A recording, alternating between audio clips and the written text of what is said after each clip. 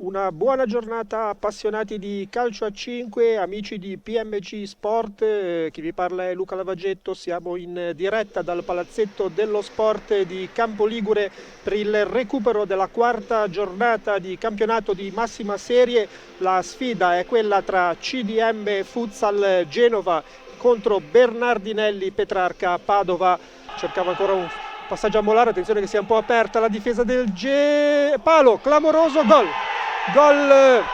passa in vantaggio il Bernardinelli Petrarca Padova sul pallone, è invece bellissima conclusione da fermo dopo l'intervallo 0-2, doppio vantaggio della formazione ospite, manovra difensiva da parte degli ospiti e attenzione, gol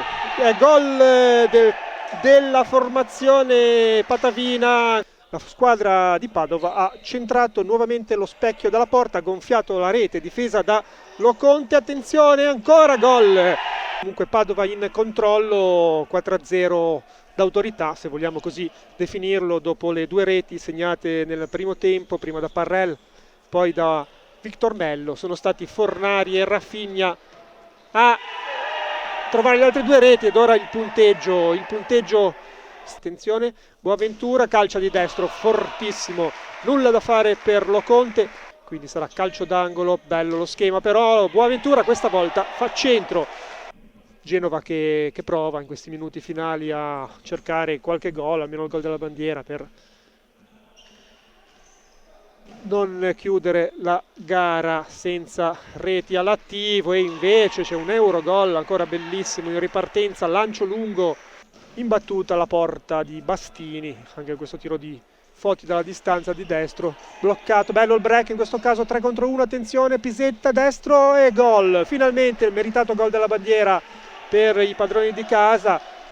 Siamo veramente alle ultime schermaglie, batte corto Bargellini, lo fa per un compagno, un altro neoentrato in casa patavina, si tratta dell'altro giovane Superbo, mentre c'è un pallone buono ancora per Piccareta, Bastini fa buona guardia, Ortisi cerca di riconquistare il pallone, lo riesce a fare molto bene, ma è troppo tardi. Triplice fischio qui dal palazzetto dello sport di Campo Ligure, ricordiamolo, il recupero della quarta giornata di campionato di Serie A. Il Bernardinello Petrarca Padova si impone 8-1 in casa della CDM Futsal Genova, sale in classifica a quota 7, lasciando i genovesi fermi all'ultimo posto a quota 0. È davvero tutto qui da Campo Ligure, grazie agli amici del Calcio a 5 e grazie a PMG Sport per averci seguito. Appuntamento sempre sugli stessi canali per altri incontri del massimo campionato.